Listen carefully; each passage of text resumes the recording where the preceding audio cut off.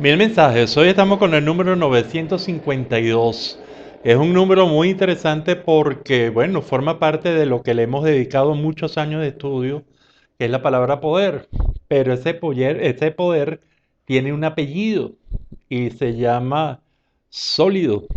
Y entonces, hoy nos toca hablar, de acuerdo al mandato de este número, sobre el poder sólido. Ese poder que realmente lo conceptuamos como la capacidad, y esto es importante remarcarlo, porque mucha gente le tiene miedo a la sola palabra poder, y realmente no se atreven a conocer el poder porque no tienen, a lo mejor, quizás, un buen concepto. Para nosotros el concepto, después de muchos años de análisis de poder, es la capacidad que tiene cualquier personalidad, por supuesto el poder consciente, individual o colectivo, cualquier personalidad individual o grupal, ¿para qué?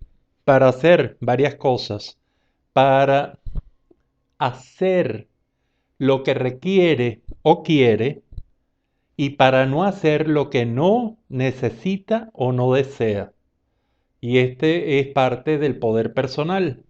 Mientras que el poder, cuando ya se hace social, cuando sale de una personalidad, en este caso estamos hablando de personas, individual o colectiva, frente a otras personas, entonces surge el llamado poder, lo llamamos poder social, y es la capacidad que tiene una personalidad, individual o colectiva, para prescribir, para obligar que otra personalidad haga lo que quiere o lo que necesite esa personalidad sin tomar en cuenta los deseos de la otra parte. Le está, le está indicando, le está prescribiendo. Pero también es poder, y es un poder muy importante, el poder prohibir.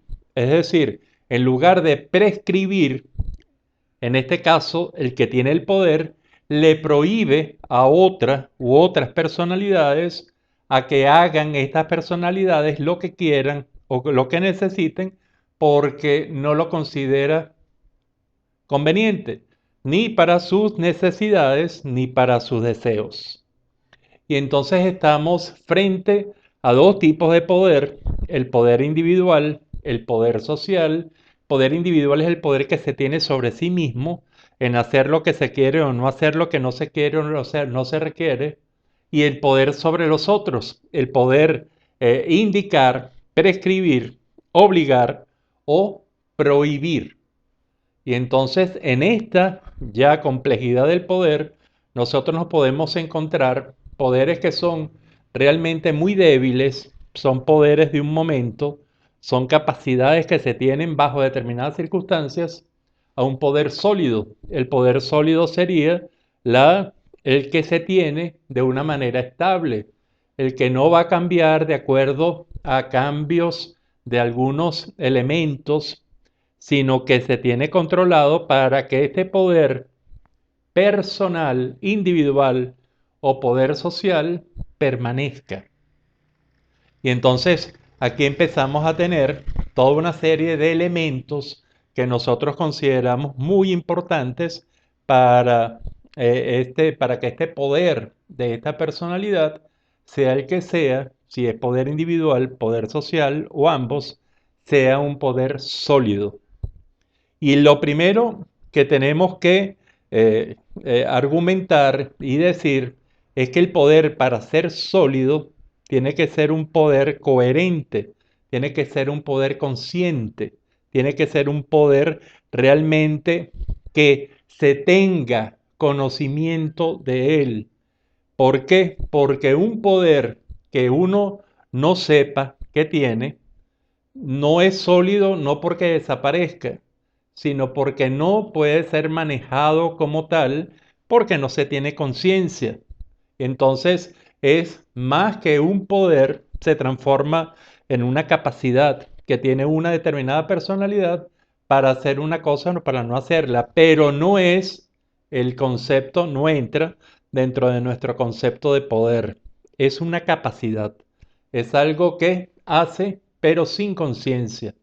Otras de las características fundamentales que tiene que tener el poder, a nuestro entender, para que sea sólido, es que sea consistente.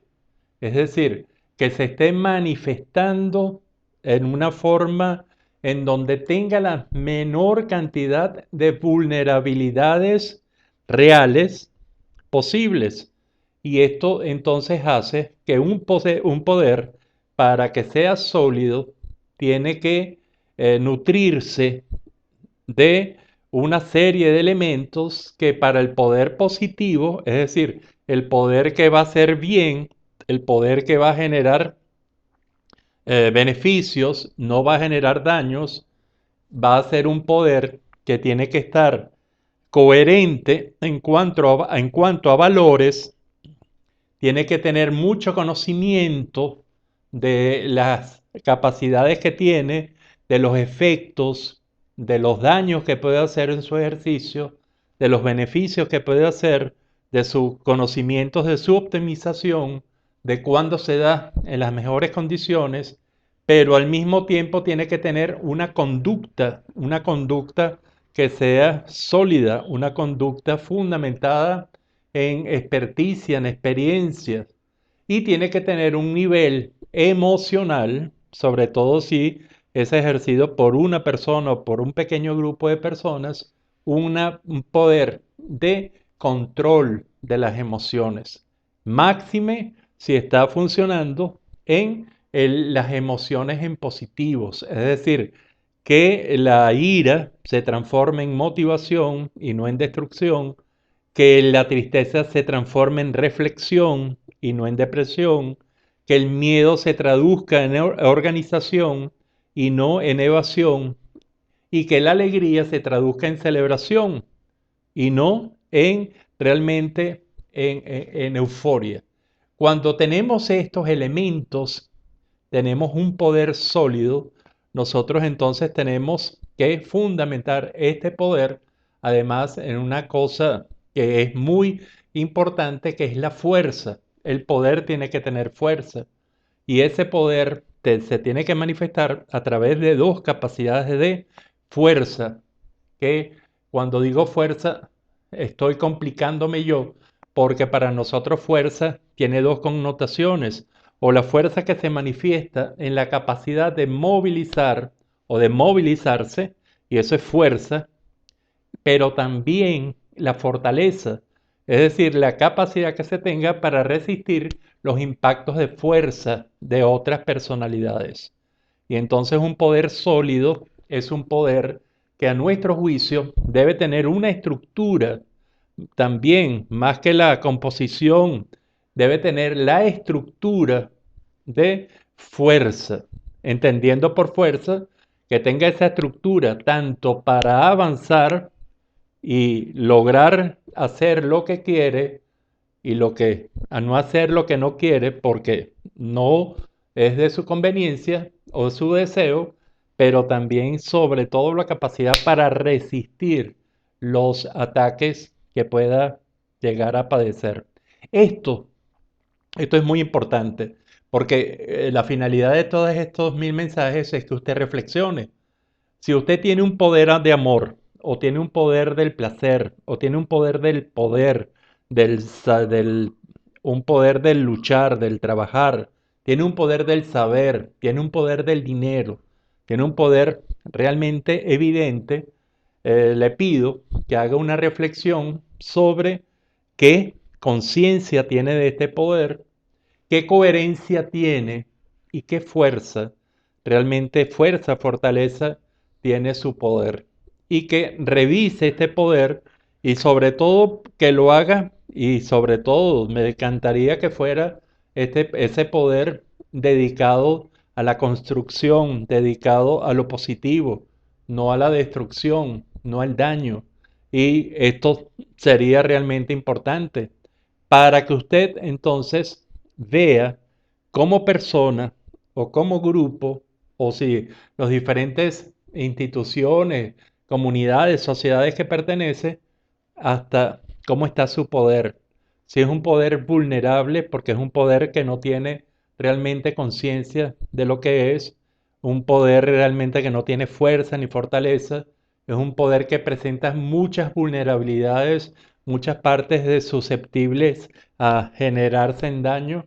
Entonces creo que esto es una reflexión importante. Usted, su pareja, su familia, su comunidad, su país, realmente tienen este poder y ese poder traduce solidez. Es una buena reflexión y yo se la dejo como entonces como el número 952 de estos 1000 mensajes. Esperamos conseguirnos en el próximo de ellos.